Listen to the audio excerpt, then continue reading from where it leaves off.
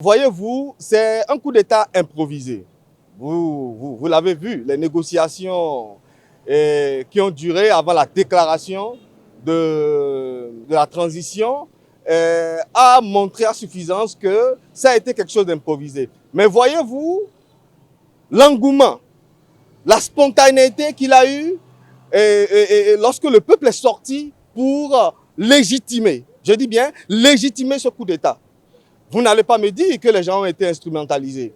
La Russie aurait eu quel temps pour donner de l'argent, pour mobiliser la population, encore que les putschistes avaient des patates chaudes à gérer. Donc, je pense que c'était un message du peuple africain, tant au Mali, tant au Burkina, qu'au Niger, que nous sommes en train d'observer actuellement, c'est de dire que c'est fini.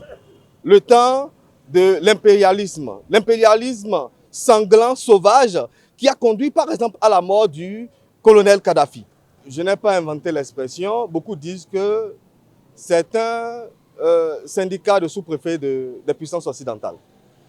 Et quand je pose la question de savoir où était la CEDEAO, où était l'Union africaine lorsque Kadhafi se faisait assassiner? Où était la CEDEAO lorsque des présidents traficotaient les lois pour se présenter une troisième fois et une énième fois aux élections? Donc, pour moi, il faut penser à la dissolution de ces institutions-là. Il faut la reconstruire à partir d'un nouveau moule. Le moule qui est en train de nous indiquer Ibrahim Traoré, Assimi Goïta et bien d'autres personnes. Nous devons penser au risque de l'éclatement de ces institutions à véritablement fédérer nos efforts, à être dans ce qu'on appelle une convergence stratégique et militaire pour pouvoir contenir en fait la menace qui nous rend la vie difficile ces derniers temps. Alors, que le Bénin, le Togo, le Niger, le Mali, le Burkina Faso et le Nigeria se mettent ensemble pour militairement contenir ces djihadistes, c'est l'idéal. Mais lorsque on se lève pour aller mettre encore le feu aux poudres, pour rendre subversive la situation, c'est-à-dire créer désormais une forme d'Afghanistan au niveau du Niger, parce que cette intervention militaire, voilà l'impact. Et l'Algérie est en train de prendre ses précautions.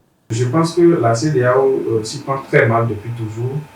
La CEDEAO devait d'abord œuvrer à ce que les différents États membres ne respectent les constitutions.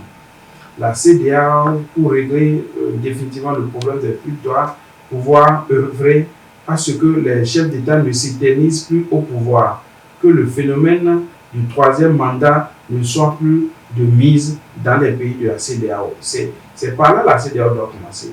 La CEDEAO aussi doit cesser d'être la caisse de résonance de la France, la caisse de résonance des pays colonisateurs, des grandes puissances. Donc, si la CEDEAO parvient à régler ce problème, elle n'aura même plus à venir prendre des mesures contre tel ou tel pays pour avoir orchestré un coup d'État. Et quand on analyse les mesures, ce n'est pas pour la première fois que la CEDEAO prend des mesures contre des pays où il y a eu le coup d'État.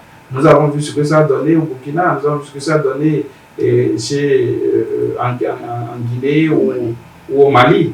Donc, ça ne fera pas long feu.